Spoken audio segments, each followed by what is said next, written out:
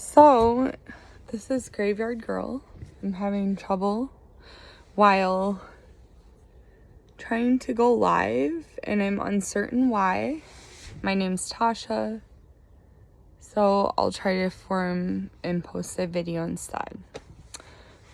Anyways, today I'm here at my house, and I'm getting ready for the 2024 graveyarding season. There's all kinds of things we will do, or I will do. I say we. It's me. I hang out alone for the most part, and it's generally okay with me in that manner, but sometimes I do have other people tagging along. So I'm here today with my graveyarding kit at my home, and we'll see what I have and what I need. If anybody has any suggestions for things that I could put inside my little kit. First, I'll share one of my favorite things that I have is what I found for it's a Memorial Day thing. It's the Wizard of Id by Hart, Mastroianni, and Parker. And as you see, like, there's a stone getting covered with grass. And it's fully obscured here. And then it says cut, chip, brush, clip, brush, clean, wash, trim, brush, polish. Are you sure this is what you want to do on your day off?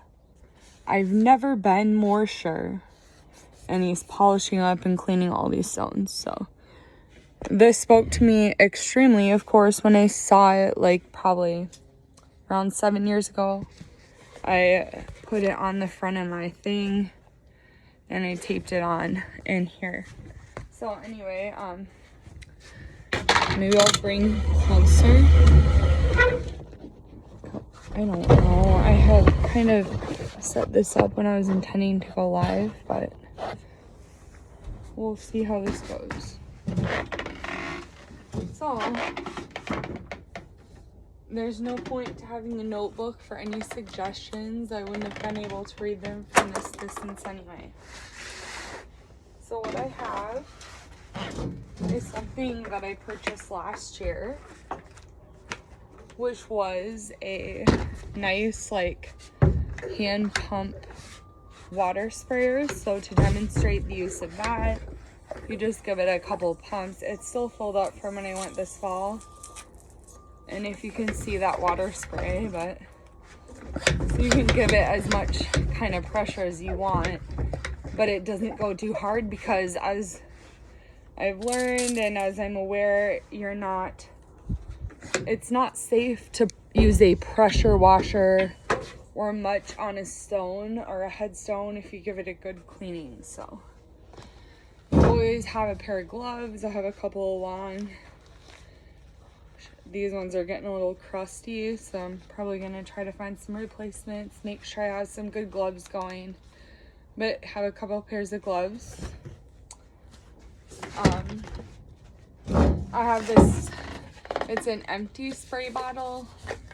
Some of the things I've used, some of the things I haven't, so I figure this could be for water, it could be for a solution if you need, So then we'll go into the primary solution. I first purchased this. It's called D2 Biological Solution. And I think I bought it first on eBay.com.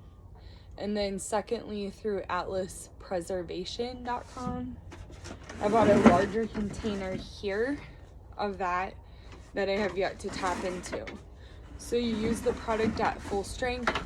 It's a biological solution, as I say, that is meant to kill and clean with time and the agents such as sunshine and rainwater and just time to, decrease things such as lichen and staining on the stones. So I still have this. I've only misted some of my family headstones up for several years. I probably have had this, time passes so quickly, so it's probably going on 5 years.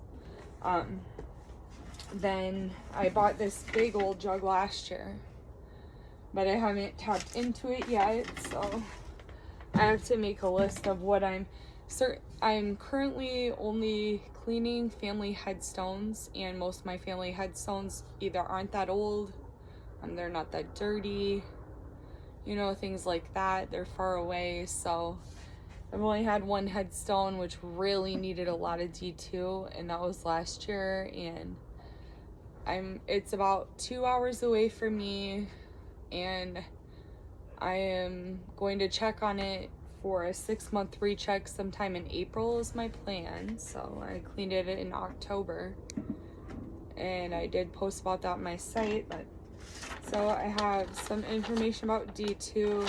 I'll maybe do a separate post about that sometime. I do just have some jugs of plain water along. This is the only one I brought up because I'm weak. I have a lot of pain and joint pain, so I have several jugs of water set up from last year. I have these things. I don't use the metal scraper on a stone necessarily, of course. I am using this excuse me to help me get like into the sod and propelling that out, so it's just kind of that. And then have a couple of these flags as I find these free flags or whatnot at parades, everything else, you know, these are always good to put in a veteran stone, or I'll put them on. A lot of my family or my kids' family was a veteran, so I do use that. And now I did recently hear of some good points about this, like if you're buying it from a Dollar General, which I have bought packages of them before, but I think I bought it at Walmart. I don't know, you know, where. It's just good to look and know. It says, you know, made in China, made in United States. If it matters to you, you know, maybe you should buy United States. It's probably something to think about. Next up, we have a couple cleaning brushes. So I didn't really know. Last year was my first season of actually purchasing some things to do some scrubbing on stones. So they're pretty soft in texture, but I've only used them one time. And then on the back there's a plastic scrape on this, but it's still a little hard. I would use a lot of caution. And personally, I say you always need permission from a cemetery if you're doing or a family member, or, you know, it needs to be your family member that you have a connection to that no one else. And that's just my personal thoughts. If you have some other stance, you know, I understand. But even if I'm doing some volunteer work in the future, which is kind of where I intend to be someday, is that I believe and feel, maybe it's just my personality type, I know you're doing the most good, but you need to demonstrate that you understand how to take care of a headstone properly, and that you will do your best using approved cleaners. And D2 is one of the most approved biological cleaners. I encourage people to look into that information. There are some other things, but Arlington National Cemetery uses that. I know some approve wet and forget. It's cheaper, but there is a lot of debate about it, so I encourage people to really do some research if you are out there in the field cleaning headstones. So, and please obtain permission. I feel strongly about that, because just imagine if, even if you're doing the most good, you could really damage someone's headstone. Imagine if, and even if someone hasn't been there in years, if that was your family member, you would be sorry. So I do have this container. It's just got a little toothbrush for some light scrubbing. I have a trowel that I use to dig out more dirt from stones. This was more for like find a grave photos and light brushing off if needed. This bag I had used to put my D2 solution in. I have some disposable gloves. I have not sure if my phone is still taking a video here because it flashed up low battery, 10%, but I'll try to keep going. So I have a container and I have other of these that I found. So I'll place these small pebbles that some people use as vase fillers and other things at graves, because I find and believe that it's kind of cool. Like, it's like my little trademark. It's small. It's not like a coin. I'm kind of stingy because I collect all my coins too, you know. It's money still, and to me it's more of like a permanent thing. This is it's like a stone, but it's more than just a rock. It's a permanent thing you're leaving, but it's also kind of natural, and somebody can remove it if they like. So and then what else do we have? I have some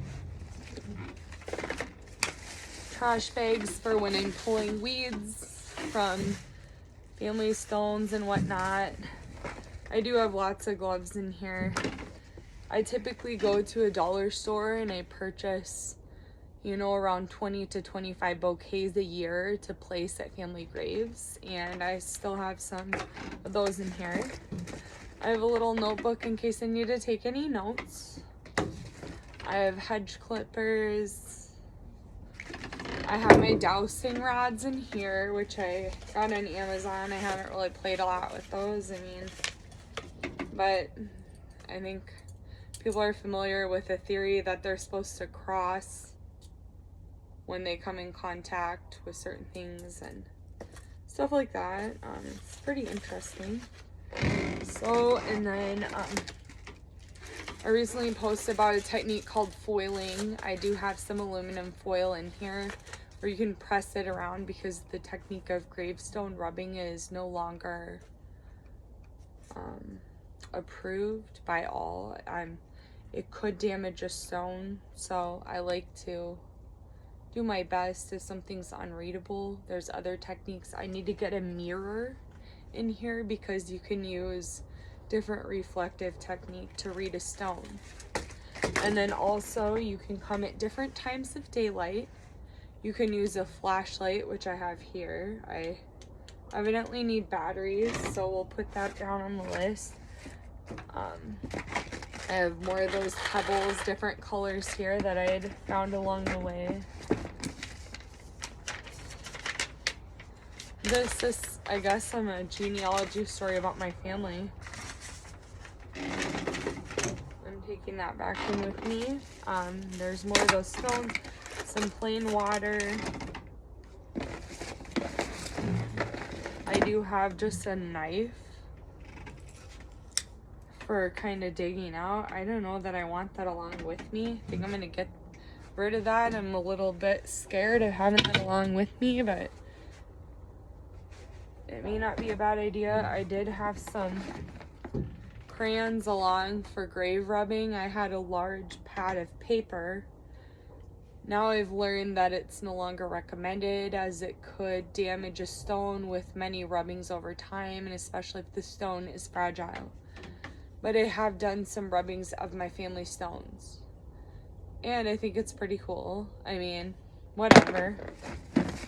I have a little rock, which is a replica of the stone that I left at my dog that meant a lot to me that passed away. I post about her again today. It's coming up on the anniversary of her death 8 years ago. It says, "Until we meet again." So that's out of her grave, and I do have another one here. And then I kind of have like this little pizza cutter. It's, yeah, for cutting sod. Same thing. I mean, it's pretty flimsy, but it did work pretty well when I tried. I have a roll of garbage bags.